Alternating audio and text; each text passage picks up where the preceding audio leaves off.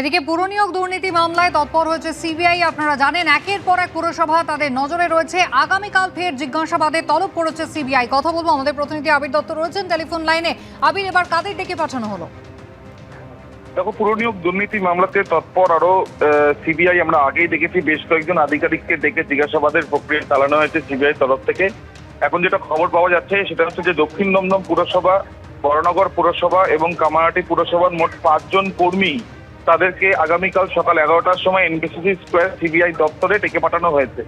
পুরনিয়োগ দুর্নীতি মামলার যে তদন্ত এনফোর্সমেন্ট ডিরেক্টরেট করেছিল সেই তদন্তে দক্ষিণ দমদম পুরসভায় তদন্ত করতে গিয়ে তারা জানতে পারেন যে টাকার বিনিময়ে সুপারিশ এবং এই লাভবান হয়ে যারা সুপারিশ করেছেন তাদের মধ্যে অন্যতম প্রাক্তন মন্ত্রী সুজিত বসু, যাকে গ্রেপ্তার করা হয়েছিল।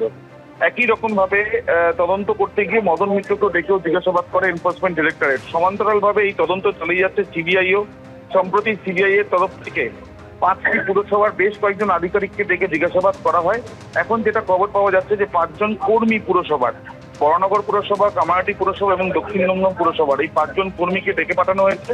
তাদেরকে আগামীকাল তাদেরকে এনবিসিসি স্কোয়ারে সিবিআই দপ্তরে হাজিরা দিতে বলা হয়েছে এবং সেখানে তারা আসলে তাদেরকে জিজ্ঞাসাবাদ করবে। মূলত জানার বিষয় দুটি। প্রথম, সুপারিশের মাধ্যমে যে নিয়োগ হয়েছিল বলে যেটা সন্দেহ তদন্তকারীদের, সেই সুপারিশ কে করলো। দ্বিতীয়, এই সুপারিশ করার পেছনে যারা লাভবান হয়েছে বলেও সন্দেহ, সেই লাভের অঙ্ক কত এবং সেই লাভের অঙ্কে কারা কারা পেয়েছেন সেটা জানতে চান তদন্তকারীরা, এবং সেই মর্মেই এই 5 জনকে ডেকে পাঠানো হয়েছে বলে জানা যাচ্ছে সিবিআই সূত্র থেকে। ধন্যবাদ।